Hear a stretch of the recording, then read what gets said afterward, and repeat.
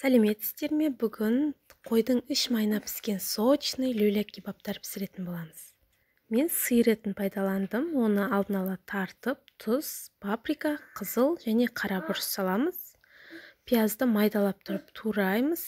Жұқа болу қажет. Сонан соң үстіне бір пучок кинза салдым. Свежий кинза. Бұндай сосын жидкий дым деген бар. Бұл кішкене шашлыктың дәмін келтіріп тұрады. Әсіпке, сосискаларға қосуға болады. 1,5 столовый ложка қостым. Негізі 1 килограммға 1 столовый ложка қосылады. Менде ет 1 келі 800. Жақсылап тұрып араластырамыз. Етті шамамен 10 минуттай араластыратын боламыз. Енді фарштарымызды орайтын іш майы дайындаймыз. Менде қойдың іш майы осындай сетка болады. Ет сататын дүкендерде сатылады. Шетінен кесіп алып, фарштарымызды орай береміз. Неке мен фаршым консистенциясы осындай болды. Жабысқақ, кішкене сондай болып келеді, бірігіп тұрады.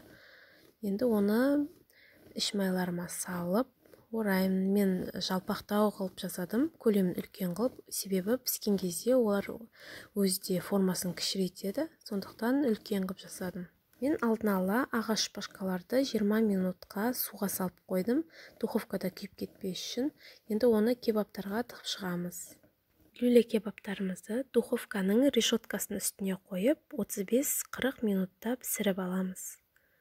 Решетканың астына бір противень қоямыз, себебі біздің іш майлардың майлары барлығы төмен қарай ағып кетеді.